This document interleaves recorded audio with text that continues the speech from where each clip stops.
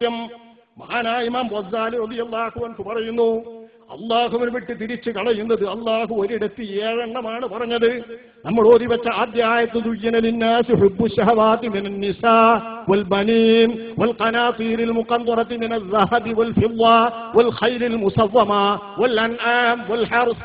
ഈ 7 കാര്യങ്ങളാണ് മനുഷ്യന് ദുന്യാവിന്റെ ചരക്കുകളായി അള്ളാഹുവിനെ തൊട്ട് തിരിക്കുന്ന അലങ്കാരങ്ങളും ഇച്ഛകളും. അള്ളാഹ് പറഞ്ഞു ശഹവത്തുകൾ, ഇച്ഛകൾ.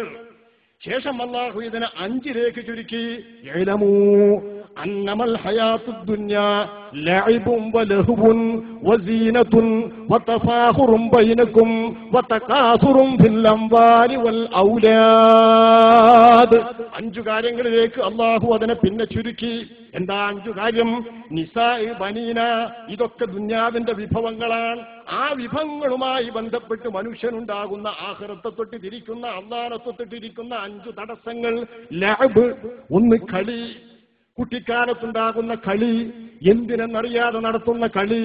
വല്ലഹുവ്, വിനോദം, സന്തോഷത്തിന് നടത്തുന്നത്, മനസ്സിന്റെ റാഹത്തിന് നടത്തുന്നത്. ചീട്ട് കളിക്കും പോലെ, ചത്ത് കളിക്കും പോലെ, മത്സരിക്കും പോലെ, സമയം കളയും പോലെ, കാരം ബോർഡ് കളിക്കും പോലെ, കോട്ടി കളിക്കും പോലെ, മടയിലേക്ക് എറിഞ്ഞു കളിക്കുന്നത് പോലെ, മുടിച്ചു കളിക്കുന്നത് പോലെ നമ്മൾ കളിക്കുന്ന അനേകം കളികൾ പിടിപാട് വെച്ചാൽ വലുതായാൽ പിന്നെ വിനോദമാണ്.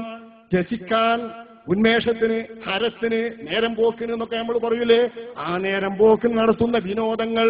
വസീന, കുറച്ചുകൂടി പിടിപാട് വെച്ചാൽ അലങ്കാരങ്ങൾ. നല്ല സുന്ദര വീട്, നല്ല സുന്ദര ഭാര്യ, നല്ല സുന്ദര കുട്ടപ്പാന്മാർ, മക്കള്, നല്ല കച്ചവടം, നല്ല വാഹനം, നല്ല സൈക്കിള്, നല്ല കാറ്, ഇങ്ങനെ എന്തും നല്ല നല്ല നല്ല മുഞ്ച സുന്ദരാന്ന് നമ്മൾ കൂട്ടിക്കൊടുക്കുന്ന വാചകം ചേർക്കാൻ പറ്റുന്നതാക്കേണ്ട താല്പര്യം. സീന വതഫാഖുറുൻ ബൈനകും. അത് കഴിഞ്ഞാൽ ഈ അലങ്കാരമുള്ള വസ്തുക്കളെ കൊണ്ടുള്ള പത്രാസ്, അങ്ങോട്ടും ഇങ്ങോട്ടും പത്രാസ്. എന്റെ വീട്, ഓന്റെ വീട്, എന്റെ വാഹനം, ഓന്റെ വാഹനത്തെക്കാൾ, എന്റെ ഭാര്യമാര്, മക്കള്, ഓന്റെ കുട്ടികളെക്കാളും മക്കളെക്കാൾ, എന്റെ വീട്, എന്റെ കൃഷി, എന്റെ കച്ചവടം, ഇത് മറ്റോനേക്കാൾ എന്ന് തോന്നുന്ന ഈ മത്സരത്തോടു കൂടെ തോന്നുന്ന പത്രാസ്. വതകാസുറുൻ ഫിൽ അംവാലി വൽ ഔലാദ്. കുറച്ചു കഴിഞ്ഞാൽ പിന്നെ പത്രാസും പോകും.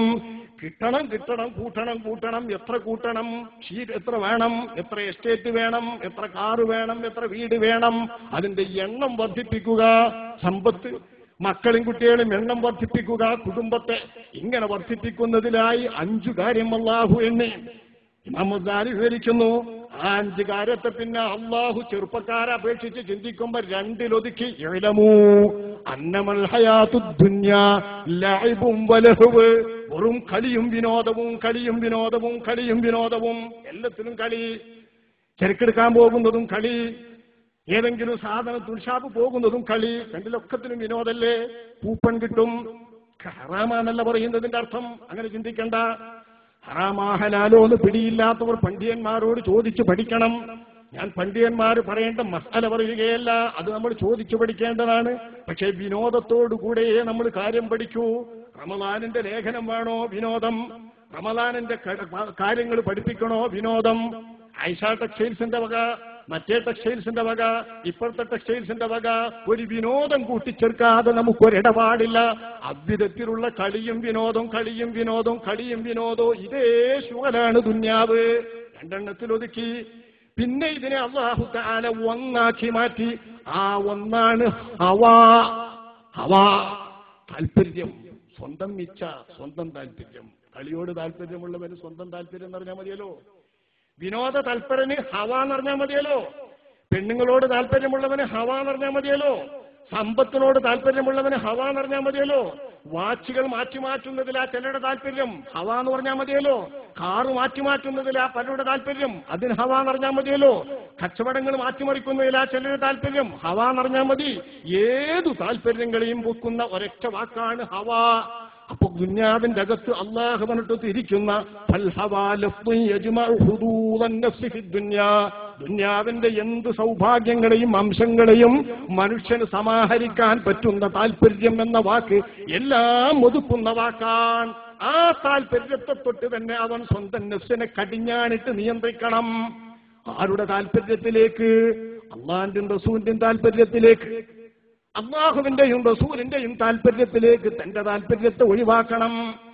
ദീനിന്റെ താല്പര്യത്തിലേക്ക് ദുന്യാവിന്റെ താല്പര്യത്തെ ഒഴിവാക്കണം. അള്ളാഹു നമ്മളിൽ നിന്ന് തേടുന്ന കാര്യത്തിലേക്ക് സ്വന്തം ഇച്ഛകളെ ഒഴിവാക്കണം. അങ്ങനെ ഒഴിവാക്കിയവൻ ഫഇന്നൽ ജന്നത ഹിയൽ മഅ്വാ, അവനാണ് സ്വർഗം സങ്കേതം. പെടുമോ നമ്മളിതിൽ? സ്വർഗം സങ്കേതമായ ആളുകളെ അള്ളാഹു എണ്ണുന്നതിൽ പെടുവോ? പടച്ചവന്റെ മുമ്പിൽ നിൽക്കുന്നതിനെ കുറിച്ചുള്ള പടച്ചവനെ കുറിച്ച ഭയം, ആ ഭയത്താൽ ഉത്ബോധിതനായി, ആ ഭയത്താൽ പ്രചോദിതനായി, ആ ഭയത്തിന്റെ കാരണത്താൽ അവൻ എല്ലാ താല്പര്യങ്ങളിൽ നിന്നും ഒഴിഞ്ഞ് അള്ളാഹുവിന്റെയും റസൂലിന്റെയും താല്പര്യത്തിന് മുൻഗണന നൽകി എന്റെ താല്പര്യങ്ങളെ ഒഴിവാക്കിക്കൊണ്ട്, ഇച്ഛകളെ ഒഴിവാക്കിക്കൊണ്ട് പടച്ചവന്റെ താല്പര്യങ്ങൾക്ക് മുൻഗണന നൽകി പ്രവർത്തിക്കാൻ തയ്യാറായാൽ ഫഇന്നൽ ജന്നത ഹിയൽ മഅ്വാ, അതാണ്, അവനാണ് സ്വർഗം മഅ്വാ, അഭയമാവുക. അള്ളാഹു നമ്മെ അതിൽ ഉൾപ്പെടുത്തുമാറാവട്ടെ.